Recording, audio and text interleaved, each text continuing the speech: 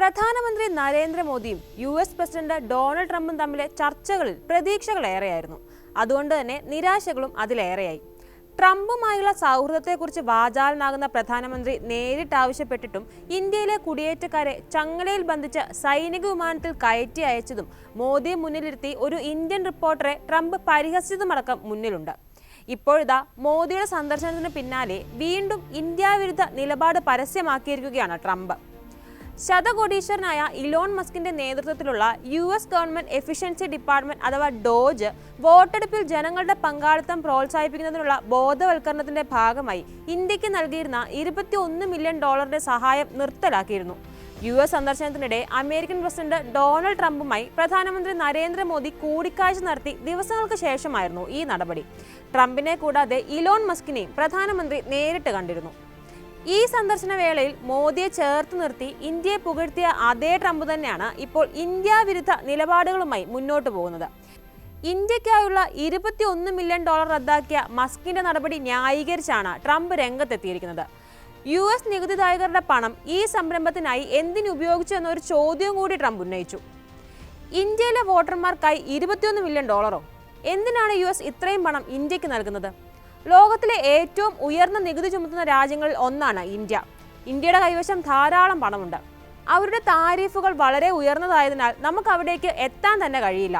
ഫ്ലോറിഡയിലെ തന്റെ മാറി ലോക വസതിയിലിരുന്ന ട്രംപ് പറഞ്ഞത് ഇങ്ങനെയാണ്: സാമ്പത്തിക വളർച്ചയുള്ള ഉയർന്ന നികുതി ചുമത്തുന്ന ഇന്ത്യയെ പോലുള്ള ഒരു രാജ്യത്തിന് അമേരിക്കയുടെ സാമ്പത്തിക സഹായത്തിന്റെ ആവശ്യമില്ലെന്നാണ് ട്രംപിന്റെ ഇപ്പോഴത്തെ അഭിപ്രായം. അമേരിക്കയുമായി താരതമ്യപ്പെടുത്തുമ്പോൾ ലോകത്തിലെ ഏറ്റവും ഉയർന്ന നികുതി ചുമത്തുന്ന രാജ്യങ്ങളിലൊന്നാണ് ഇന്ത്യ.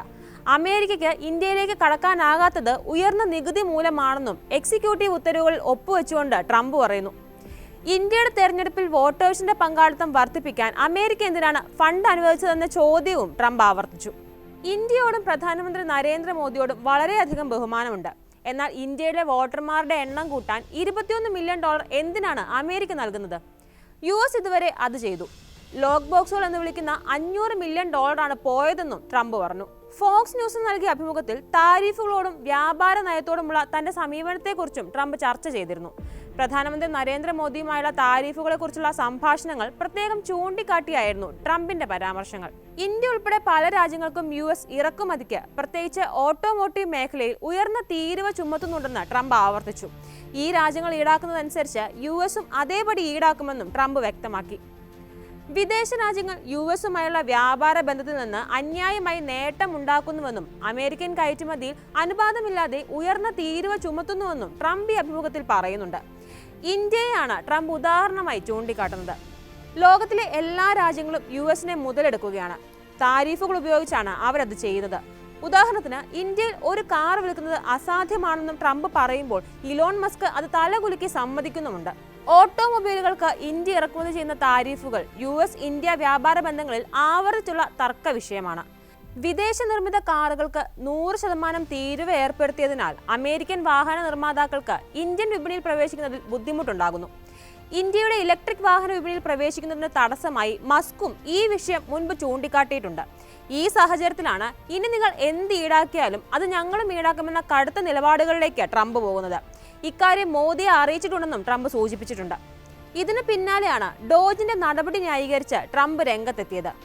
ഫെബ്രുവരി 16 ഇലോൺ മസ്ക് നേതൃത്വം നൽകുന്ന ഡിപ്പാർട്ട്മെന്റ് ഓഫ് ഗവൺമെന്റ് എഫിഷ്യൻസി ഇന്ത്യക്ക് നൽകുന്ന സാമ്പത്തിക സഹായം നിർത്തലാക്കുമെന്ന് പ്രഖ്യാപിച്ചത്. സർക്കാർ ചെലവുകളിൽ ഡോജ് വലിയ മാറ്റങ്ങൾ വരുത്തുന്നത് ഇതാദ്യമല്ല. ട്രംപ് ഭരണകാലത്ത് സ്ഥാപിതമായ ഡോജിന് സർക്കാർ നടത്തുന്ന ചെലവുകൾ ഇല്ലാതാക്കുക എന്നതാണ് ചുമതല. എന്നാൽ ഡോജിന്റെ വിപുലമായ അധികാരങ്ങളും മസ്കിന്റെ സ്വാധീനവും വിമർശനങ്ങൾക്ക് ഇടയാക്കിയിട്ടുണ്ട്. ഇന്ത്യക്ക് പുറമെ നേപ്പാൾ, കംബോഡിയ, സെർബിയ, ദക്ഷിണാഫ്രിക്ക, ലൈബീരിയ, ഈജിപ്ത് തുടങ്ങിയ രാജ്യങ്ങൾക്കുള്ള സഹായവും നിർത്തലാക്കിയിട്ടുണ്ട്.